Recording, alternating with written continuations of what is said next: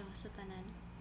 O kanang gaplano bitaw nga mo-abroad mo di mo-abroad mo dire sa gawas nasod, dire labi na dire sa Middle East na kinahanglan nga mo-abroad mo, kinahanglan di nga dili mo magduha-duha kay dire sa abroad paswertihay sa amo, no?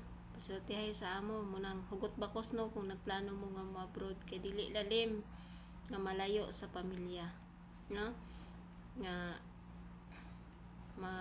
pag-abot nimo dire ay dili na nako kaya, muuli na ko, gimingaw ko sa kong anak, gimingaw ko sa kong asawa, gimingaw ko sa kong bana na dili man na pwede, na dili man ni dool kaayo perti maning layo una ka mo na kinahanglan kung abroad mo hugot bakos anda mo tanan, no?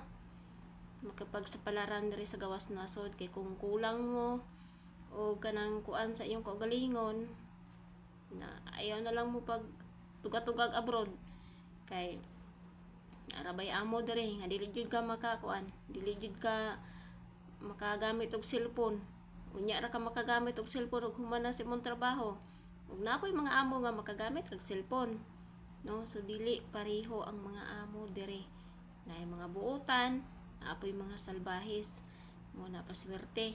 So kamo diha mga mamshi nga nagplano mo nga mo abroad para sa atong pamilya, para sa inyong mga pamilya, para sa mga anak nga mahatagan og maayong ugma. So go lang sa mga nangarap nga mo abroad. So pareha po sa kuha sa una nangarap ko nga mo abroad. So pila ka tuig na kong gi una pag-ayo, no? Kay katungod lagi ani mga balita andi pud lalim.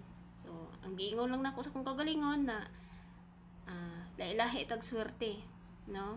So atong harapon ang atong swerte ug pangitaon nato ang atong swerte ug swertehon dayta sa atong paglakaw.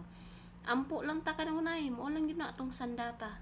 Ampo ta kanunay kay moora nay sandata nato nga manarbaho ta diri sa laing nasod ug naagyo tay salig sa kahitasan, no? Kay siya ra man gyud ang nakabalo sa tanan.